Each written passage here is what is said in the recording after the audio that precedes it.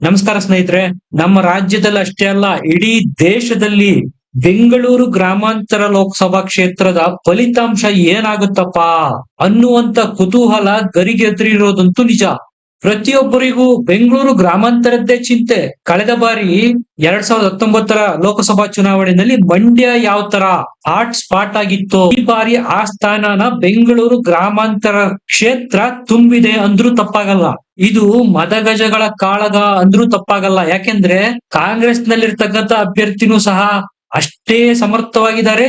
ಈ ಕಡೆ ಬಿಜೆಪಿ ಮತ್ತು ಜೆಡಿಎಸ್ ಮೈತ್ರಿ ಅಭ್ಯರ್ಥಿ ಸಹ ಅಷ್ಟೇ ಸಮರ್ಥವಾಗಿದ್ದಾರೆ.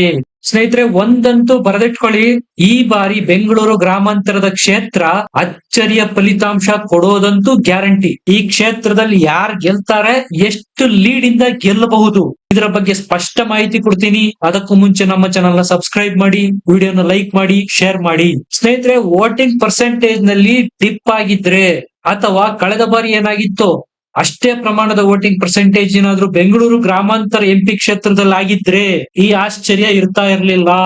ಕುತೂಹಲ ಮೂಡಿರೋದಕ್ಕೆ ಕಾರಣ ವೋಟಿಂಗ್ ಪರ್ಸೆಂಟೇಜ್ ಬೆಂಗಳೂರು ಗ್ರಾಮಾಂತರದಲ್ಲಿ ಜಾಸ್ತಿ ಆಗಿರೋದು. ಸ್ನೇಹಿತರೆ, 2.5 ಲಕ್ಷಕ್ಕೂ ಅಧಿಕ ವೋಟ್ಗಳು ಈ ಬಾರಿ ಚಲಾವಣೆಯಾಗಿದೆ.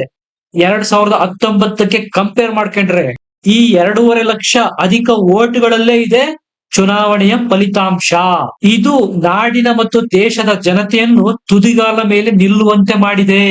ಕಳೆದ ಬಾರಿಗೆ ಕಂಪೇರ್ ಮಾಡ್ಕೊಂಡ್ರೆ ಈ ಬಾರಿ ಬೆಂಗಳೂರು ಗ್ರಾಮಾಂತರ ಕ್ಷೇತ್ರದಲ್ಲಿ 2.5% ವೋಟಿಂಗ್ ಜಾಸ್ತಿ ಆಗಿದೆ. ಈ 2.5% ನ ನೀವು ವೋಟ್ ಗಳಿಗೆ ಕನ್ವರ್ಟ್ ಮಾಡಿದ್ರೆ 2,50,000ಕ್ಕೂ ಹೆಚ್ಚು. ಎಕ್ಸಾಕ್ಟ್ ಆಗಿ ಹೇಳಬೇಕಾದ್ರೆ 2,91,000 ವೋಟ್ಗಳು ಈ ಬಾರಿ ಹೆಚ್ಚು ಚಲಾವಣೆಯಾಗಿದೆ ಬೆಂಗಳೂರು ಗ್ರಾಮಾಂತರದಲ್ಲಿ. ಸ್ನೇಹಿತರೆ, ಇದರಲ್ಲಿ ಇನ್ನೂ ಒಂದು ಪಾಯಿಂಟ್ ಇದೆ. ಈ 2,91,000 ವೋಟ್ಗಳು ಜಾಸ್ತಿ ಚಲಾವಣೆಯಾಗಿದೆ, ಇದು ಯಾವ ಭಾಗದಲ್ಲಾಗಿದೆ ಅನ್ನೋದು ಬಹಳ ಮ್ಯಾಟರ್ ಆಗುತ್ತೆ. ಯಾಕಪ್ಪ ಅಂದ್ರೆ ಬಿಜೆಪಿಯ ವೋಟಿಗರಿರೋದು ನಗರ ಪ್ರದೇಶದಲ್ಲಿ, ಹಳ್ಳಿ ಪ್ರದೇಶದಲ್ಲಿ ಇಲ್ಲ ಅಂತ ಹೇಳ್ತಾ ಇಲ್ಲ, ಇದಾರೆ. ಆದರೆ ಗ್ರಾಮೀಣ ಪ್ರದೇಶದಲ್ಲಿ ಜೆಡಿಎಸ್ ಗೆ ಮತ ಹಾಕೋರ ಪ್ರಮಾಣ ಜಾಸ್ತಿ, ಕಾಂಗ್ರೆಸ್ಗೆ ಮತ ಹಾಕೋರ ಪ್ರಮಾಣ ಜಾಸ್ತಿ. ಬಿಜೆಪಿಯನ್ನು ಹಿಂದಿನಿಂದಲೂ ನಗರ ಪ್ರದೇಶದ ಜನರ ಪಾರ್ಟಿ ಅಂತಾನೆ ಕರ್ಕೊಂಡು ಬಂದಿದ್ದಾರೆ. ಈಗ ಅದು ಗ್ರಾಮೀಣ ಪ್ರದೇಶಕ್ಕೂ ಸಹ ಲಗ್ಗೆ ಇಡ್ತಾ ಇದೆ. ಅದು ಸೆಕೆಂಡರಿ. ಪರ್ಟಿಕ್ಯುಲರ್ ಆಗಿ ಬೆಂಗಳೂರು ಗ್ರಾಮಾಂತರ ಕ್ಷೇತ್ರಕ್ಕೆ ಬಂದಾಗ ಆಗಿರ್ತಕ್ಕಂಥ ಹೆಚ್ಚುವರಿ ಮತಗಳು ಬಂದಿರೋದು ಬೆಂಗಳೂರು ಅರ್ಬನ್ ನಿಂದ. ಬೆಂಗಳೂರು ನಗರ ಪ್ರದೇಶದ ವಿಧಾನಸಭಾ ಕ್ಷೇತ್ರಗಳಿಗೆ ಸಂಬಂಧಿಸಿದಂತೆ ನಿಮ್ಗೆ ಇನ್ನೂ ಸ್ಪಷ್ಟವಾಗಿ ಹೇಳ್ಬೇಕಂದ್ರೆ ಬೆಂಗಳೂರು ದಕ್ಷಿಣ, ರಾಜರಾಜೇಶ್ವರಿ ನಗರ ಮತ್ತು ಆನೇಕಲ್ಲು, ಈ ಭಾಗದಲ್ಲಿ ವೋಟಿಂಗ್ ಪರ್ಸೆಂಟೇಜ್ ಜಾಸ್ತಿ ಆಗಿದೆ.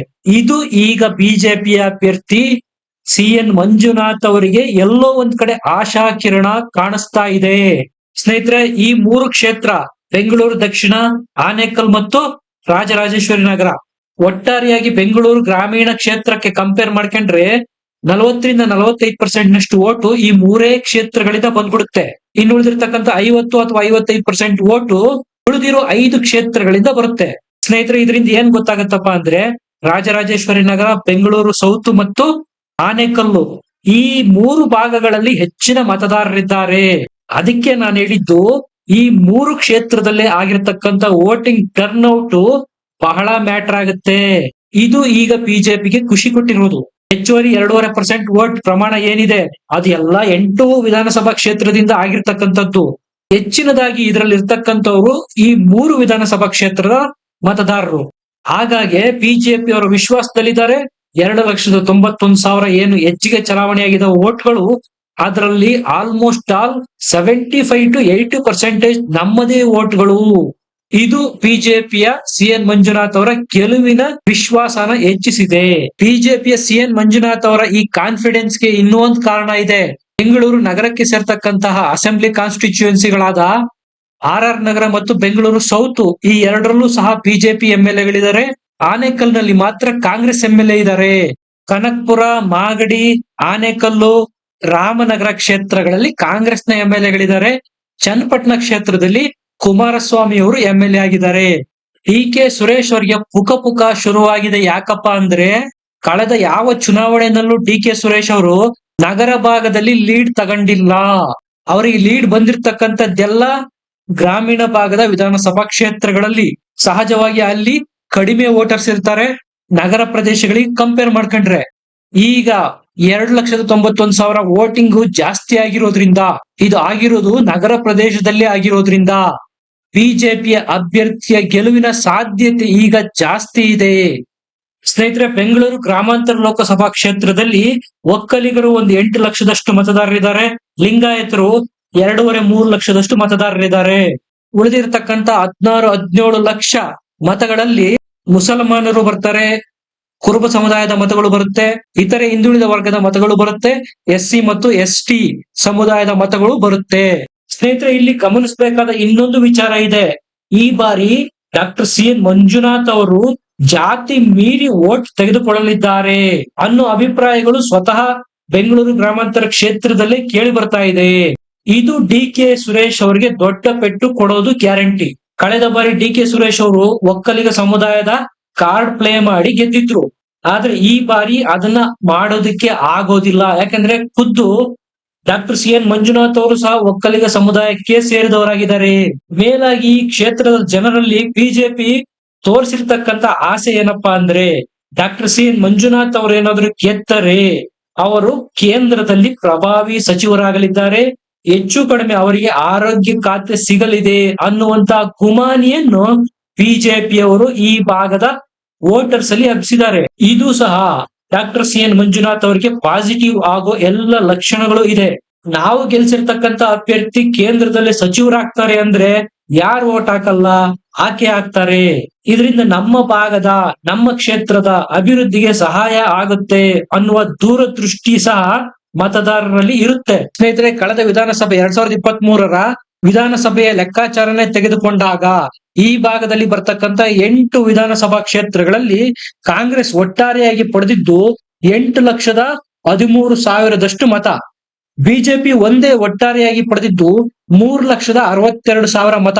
JDS ಪಕ್ಷ ಒಂದೇ ಪಡೆದಿದ್ದು 6,09,000 ಮತ. ಇಲ್ಲಿ ಬಿಜೆಪಿ ಮತ್ತು JDS ನ ಎರಡೂ ಮತಗಳನ್ನು ಕೂಡಿಸಿದ್ರೆ 9,73,000 ಮತಗಳಾಗುತ್ತೆ. ಆದ್ರೆ ಆ ಕಡೆ ಕಾಂಗ್ರೆಸ್ ಅಭ್ಯರ್ಥಿಯ ಮತಗಳನ್ನು ಕೂಡಿಸಿದ್ರೆ 8,12,000 ಮತಗಳಾಗುತ್ತೆ. ಅಂದ್ರೆ ಇಲ್ಲಿ ಲೀಡು ಸ್ಪಷ್ಟವಾಗಿ 1.5 ಲಕ್ಷಕ್ಕಿಂತ ಜಾಸ್ತಿ ಬಿಜೆಪಿ ಮತ್ತು JDS ನ ಮತಗಳನ್ನು ಕ್ಲಬ್ ಮಾಡಿದಾಗ ಸಿಗೋದು. ಇದು ಸಹ ಬಿಜೆಪಿಯ ಡಾಕ್ಟರ್ CN ಮಂಜುನಾಥ್ ಪರವಾಗಿಯೇ ಲೆಕ್ಕಾಚಾರ ಇದೆ. ಸ್ನೇಹಿತರೆ, ಇದು ಒಂದು ರಫ್ ಕ್ಯಾಲ್ಕುಲೇಷನ್ ಅಷ್ಟೇ. ಚುನಾವಣೆ ಹಿಂಗೆ ನಡೆದಿರುತ್ತೆ ಅಂತ ಹೇಳೋದಿಕ್ಕಾಗೋದಿಲ್ಲ. ಇದರಿಂದ ನಮಗೆ ಒಂದು ಪಲ್ಸ್, ನಾಡಿ ಮಿಡಿತ ಅಂತೂ ಸಿಗುತ್ತೆ, ಯಾವ ಅಭ್ಯರ್ಥಿ ಕಡೆಯ ಕ್ಷಣದಲ್ಲಿ ಗೆಲ್ಲಬಹುದು ಅಂತ. ಲೋಕಸಭಾ ಚುನಾವಣೆ ನಡೆಯೋದು ಕೇಂದ್ರ ಸರ್ಕಾರದ ಆಯ್ಕೆಗಾಗಿ, ರಾಜ್ಯ ಸರ್ಕಾರದ ಆಯ್ಕೆಗಾಗಿ ವಿಧಾನಸಭಾ ಚುನಾವಣೆ ನಡೆಯೋದು. ಅಂದ್ರೆ ಇಲ್ಲಿ ಸಿನಾರಿಯೋ ಬೇರೆ ಇರುತ್ತೆ. ನಿಮಗೆ 1.5 ಲಕ್ಷದಷ್ಟು ಲೀಡು ಬಹಳ ದೊಡ್ಡದು ಅನ್ನಿಸ್ಬೋದು.